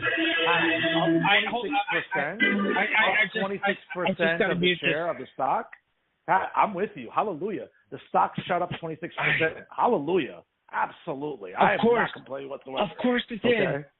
Of course it did. Of course it did. Because the fucking GOAT is back. GOAT McMahon. Vincent Kennedy McMahon is back. And he's back to save the WWE. He's back to save the WWE. And he's back to help Triple H take what he's trying to do to the next level. That's what he's trying to do. Because Triple H is doing okay. Triple H is doing okay, but he's going to take it to the next level soon. Okay? But Pat he's going to take it to the next level soon. What are we saving? It's still as profitable. Ratings are good. Every metric is telling us that this is true. What exactly is Vince saving? Like, I don't understand. What is he saving? House shows are has Triple Raws H are packed. Has Triple H done what Vince McMahon has done for the WWE? Are his characters really catching on the way they should have, or could have, or would have? Well, Pat, but to be fair, let's separate Vince, the creative person, and Vince, the businessman, and let's separate Paul creatively and Paul and Stephanie and the con. There's nothing to separate. Everything Triple H knows, he learned from Vince McMahon. Correct. Outside of his own wrestling experience, let's be real. As far as being a booker, promoter, understanding how to do that, he's learned a lot from Vince McMahon. And I'm not taking anything away from Triple H. I respect him immensely. Okay? But Vince McMahon has taught him a lot. What, people think that this is like some tumultuous relationship, like he hates his father-in-law?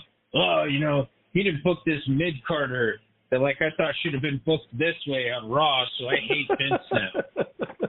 Fucking stupid. You fucking idiots, you dorks. Pat, you're right. Pat, you're right. But the idea that, again, the foundation, the solid foundation's been laid there for 40 years. The blueprint is there. The business model is there. No one's arguing that. What I'm saying is that, other than, yes, Vince returning to the board of directors, and obviously his presence helps to boost the stock, and believe me, I hope it stays that way. The idea that Raws aren't selling out, or that they're not getting good gates on Raws and Smackdowns, and that they're not let's be very fair. They had, and I get it, the Bloodline is a Vince creation. It's helped obviously develop great merch sales, great metrics and ratings, but it's the company's still profitable. We had the most profitable Survivor Series. No, I agree. It's not just a Bloodline, but we had the most profitable Survivor Series in history in pay-per-view buys. Aside from what the PLE is, aside from what Peacock is with the 57 ads, the pay-per-view buys were high. Merch sales are high. Gate is still high. Obviously, the recent Raw during the holiday show here at the Garden was high. I think recently, just in general, it's not like listen, I just don't like the optic of, Vince is coming. I'm not saying you're guilty of this. I'm saying that some people online are saying, but Vince isn't saving anything. The company's still profitable. It's not like they're in the red since Vince left. They've been profitable as ever, if not more. So, again, the model's there. The blueprint is there.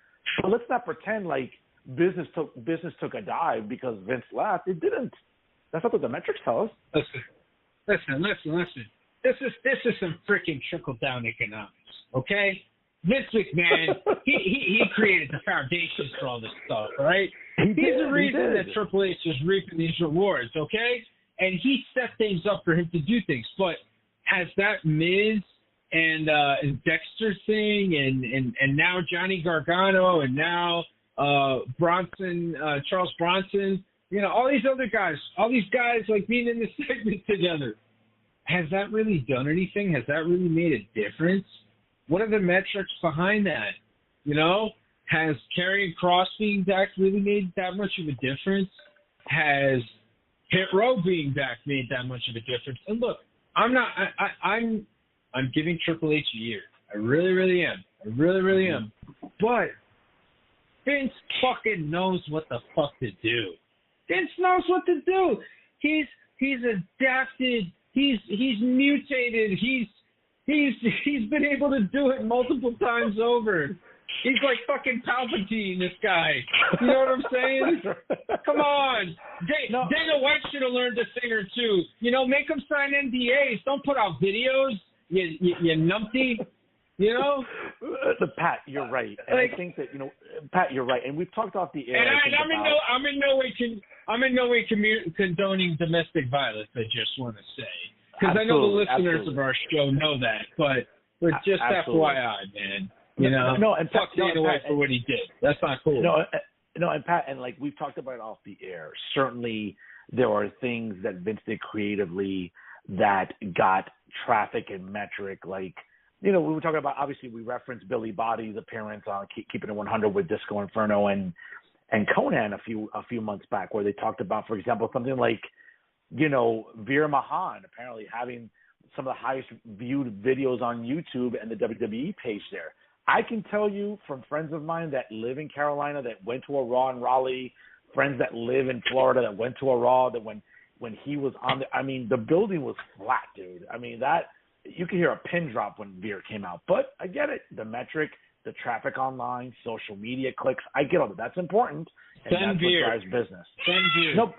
I'm saying, but those Veer. are things where the 24/7 title, thank the Lord, get that off of our TV screen, for God's sakes. The less of those people, the better.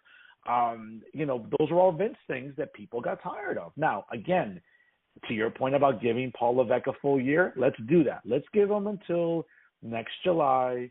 Basically, the Money in the Bank event in England and London in July, maybe SummerSlam later on that month. Let's give him a full year.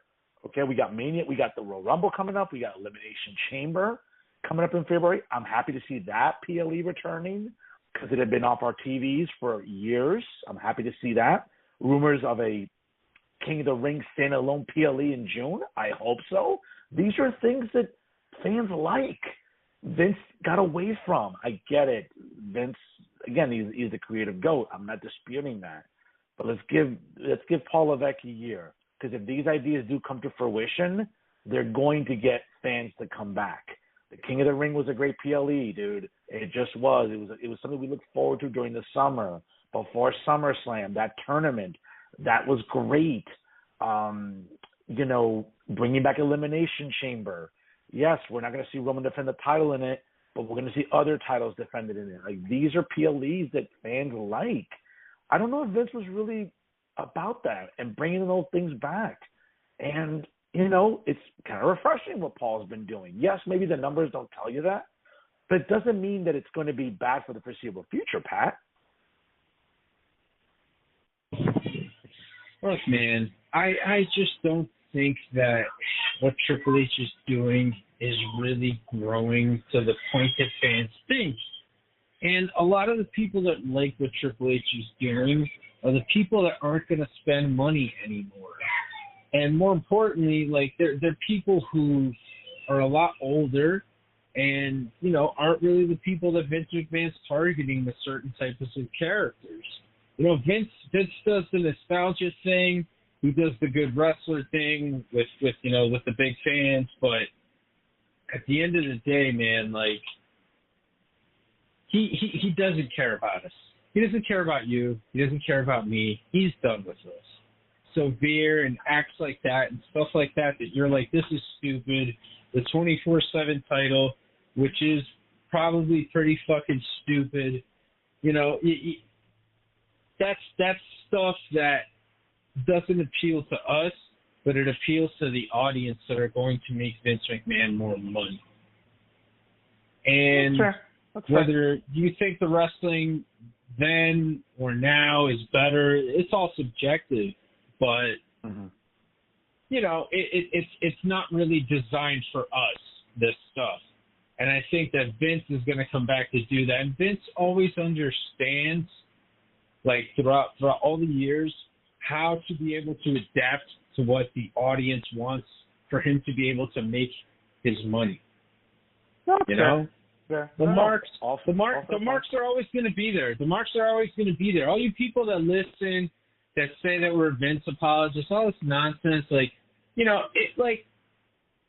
are people that are always going to be there, okay? You people that are, you self-harmers, You know, fuck the WWE. I'm not going to watch anymore. I hate them, this and that, blah, blah, blah, blah, blah. But, hey, WrestleMania, you're fucking there. You're watching it. You're tuning in for everything. You're tuning in for all the Raws, all the Smackdowns and stuff like that. You know, so whatever. Talk your smack. Say what you want to say. But you'll still be tuning in. Cry, complain, tune in, repeat. You know? Well, that's a shirt we need. No, Cry, complain, tune in, repeat. No, you know what? And it'll sell well. And again, man, remains to be seen. The start to kick off the year. This afternoon's Zoom meeting with shareholders, with the new board of directors under the guise of Vince McMahon. Amazing. Again, he's the majority shareholder. Now, I don't have a law degree. I'm not really a business law person. But does Vince have enough power to replace the entire board as majority shareholder? Possibly. But again, from what I'm reading and from what the Wall Street Journal is reporting, that's not what Vince is looking to do. He did file, he did file that with the SEC about replacing certain people on the board. Does Vince have the power, I think, legally to replace Stephanie, Nick, and Paul Levesque? I think from what I'm reading, Patrick, I think he can as the majority shareholder. I just believe that's not happening right now. And I think that, we'll see how this harmony continues to kick off 2023. Some people going online say, this is a storyline. No, this is not a storyline. This is a real-world corporate business decision. We'll see how it plays out, and we'll see what happens in the coming weeks and months ahead. I know people are getting into a frenzy that, again, Vince is giving every assurance during today's Zoom meeting that everyone's title is intact. Paul is still running creative. Stephanie and Nick Khan are still the co-CEOs. It seems like Vince maybe is interested in selling the company. Maybe he's interested in finalizing media rights. Again, the contracts with Fox are coming up soon. The contracts with Comcast, NBC, Universal are coming up soon for expiration. You know what? Vince has always been a good businessman. He's negotiated great TV deals. It remains to be seen what happens in 2023. But yes, folks, Vince McMahon is back in WWE. Folks, on this day in wrestling history. Fern, but before you go into that, I kind of just want to cap it off before you put everybody back to sleep again. But I just want to say something here, okay? I follow a page called Violet Miracle. All right, they have some great, fantastic wrestling clothes, New Japan stuff, All Japan stuff. I mean, great stuff. At Violet Miracle, check him out on Twitter. And he posted something that kind of made a little sense to me. I thought he said every time there's a big WWE story, it becomes abundantly clear who doesn't understand how stocks work, what executive compensation looks like, and the meaning of about 24 other very basic business terms / functions. Would you say that sums everything up? Like, puts it up in, a nice little bow and all that stuff? Yeah. And what's going on with Vince? No, absolutely. Listen, you and I make it a point to be as well-read as we can on these issues and on these matters.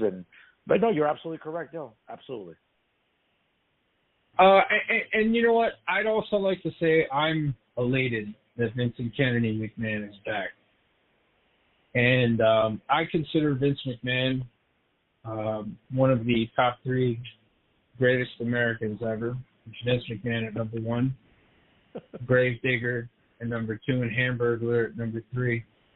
And I think that all 3 of those guys, greatest Americans that ever lived, and I'm glad that Vince McMahon is back in the fold of WWE. I think he's gonna take these little projects that Triple H is working on, and he's gonna blow them up real big. He's gonna make them do some great comedy stuff. They're gonna bring back the 24/7 title. They're gonna, you know what? Some people need to lose some last names. Like, I think it's gonna be pretty darn good when some people lose some last names. No, stop with the one name. We'll see soon. No, we definitely will see. It's going to be very interesting times, folks, in 2023 with the return of Vincent Kennedy McMahon. Folks, as we're about to wrap it up here real quick, on this day in wrestling history, in 1983, in Puerto Rico, in PBR's homeland, WWC World Heavyweight Champion Carlos Colon took on touring NWA World Heavyweight Champion Ric Flair in what was billed as a unification match to merge both the NWA and WW, the World Wrestling Council Heavyweight Championships. Colon came out the winner and was declared a Universal Champion, holding both the NWA and World Wrestling Council title belts. However, Flair and the NWA had allegedly not agreed to this being a unification match, and so Flair received the belt back in what is believed to have been a phantom title change that took place on January the 23rd. Very little evidence shows that Ric Flair regained the belt in an actual match, and the NWA also decided not to recognize either title change. Also in 1995, Macho Man Randy Savage, upon just making his debut at Starrcade in 1994, made his debut on WCW Saturday Night against John Tenta, a.k.a. Avalanche, the late Avalanche. In addition to that, on this day in 2014, WWE presented Old School Raw from Baltimore, Maryland, where the late, great Roddy Piper interviewed The Shield on his Piper's Pit segment, which also featured the New Age Outlaw, Sergeant Slaughter, was a guest referee for the Great Khali versus Damien Sandow match. And, of course, we all remember the epic moment in the main event. Roman Reigns defeated CM Punk, and just as the rest of the Shield was about to join in on beating down CM Punk, Jake the Snake Roberts made just an overwhelming return, culminating in Jake the Snake Roberts placing his pet snake on a smiling Dean Ambrose, a.k.a. Jonathan Good, a.k.a. Jon Moxley. Some notable birthdays as well. Jacqueline, WWE Hall of Famer, was born on this day in 1966. Conan, great star and the president of AAA Wrestling in Mexico, born on this day in 1964. The late, great Ludwig Borga, the Helsinki Hellraiser, was born on this day in 1963. Moondog Spot was born in 1952. And a personal favorite of mine, for anyone that kind of remembers some James Bond films and everything else, Professor Toru Tanaka, born on this day in 1930. On this day in wrestling history, folks, here as we're about to wrap up the show on Blog Talk Radio. Pat, any final thoughts before we call it a week, brother? That's all that happened on January 6th. That's it. On this day in pro wrestling history, that is correct, yes. It's all that happened in American history on January 6th. That's up. As far as I'm concerned, I mean, again, today is generally the birth of Jesus, right? The nativity scene, the Three Kings Day. It's a Christian festivity. Again, today's his birthday? I thought Christmas was. You know what? I think for devoted members of Christianity, again, Three Kings Day is the Feast of the Epiphany, which again takes place on this day, and this is indeed the birth of Jesus. Due to the Feast of the Epiphany. I don't know, man. I mean, I'm a scholar, but not a theologian. That's for sure. Well, on this day, I see clearly. And I see clearly that the show is at the end. I'm at the end of my bottle. I'm so sorry. This has been such a tumultuous episode here with everybody. I mean, my kids, they're training. Yeah, they're learning shoot fighting. So they've been coming in between trying to let me know what's going on with their training, and I'm letting them know that I'm here working the marks. And, they're very excited, all right? And I got something cooking up over here at the Rivera family house here. But look, let's not talk about that. Let's finish up the rest of the show. First and foremost, before I sign off here, I'd like to apologize to Gabe Baez for my co-host Fernando Uribe. And please don't laugh, Fernando. Don't laugh. Don't laugh, Fernando. Good. I think it's incredibly embarrassing. I think that you treated him as if he was just some sort of garden variety J-Brown. Maybe that's what you're used to hanging out with over at Waterside. Is that the name of the place? Waterside. Waterside. Maybe that's what you're used to hanging out with over there. All right. The Gabe Baez, quality guy. and a great American, by the way. So I'm sorry, Gabe, for today and everything, and hopefully we'll get our act together by the time you come back on again. Check me out at the Child Actors on Instagram. Do not personally message me, contrary to what this guy says at the beginning of the fucking show. I don't want you to talk to me.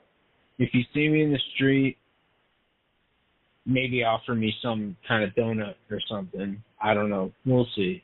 But just be nice to everybody. Look both ways before you cross. Fernando, thanks for fucking having me on. And sign it off, my friend. Sign off the fucking gimmick. All right. Well, folks, again, as a reminder, special thank you to the comic book warrior, Gabe Baez, for coming on here tonight. If you're in the Bergen County area, next Saturday night, folks, Saturday, January 14th, 106 Bergen Avenue in Ridgefield Park, easily accessible through all major highways, whether it be Route 3, Route 80, the Jersey Turnpike, Garner State Parkway, also accessible via Lyft or Ubers. Plenty of parking is available. Doors open at 5 p.m., folks. Bell time is 6 p.m. for Spartan Championship Wrestling. Please check out the comic book warrior, Gabe Baez there. I'm looking forward to seeing his development and his continued just rise through this independent scene. And, folks, he's a guy to watch out for in 2023. I want to thank him for being a guest this week on Working the Marks here on Blog Talk Radio. Folks, shoot us an email, workingthemarks@gmail.com.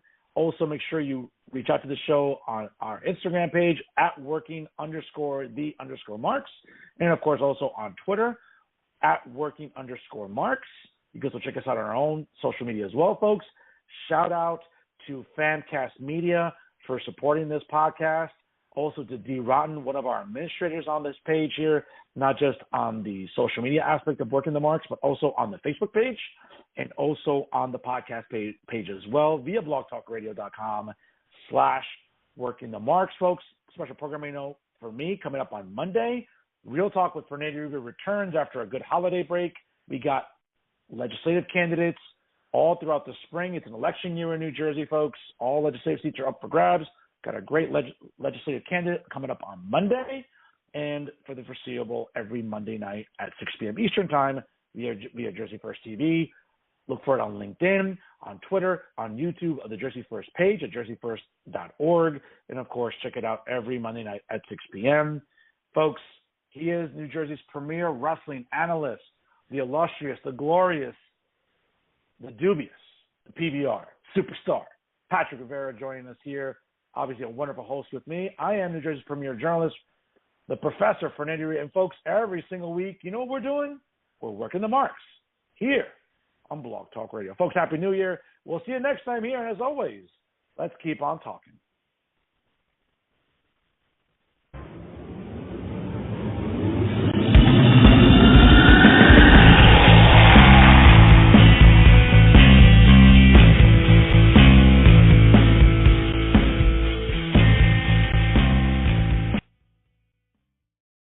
Famcast Media.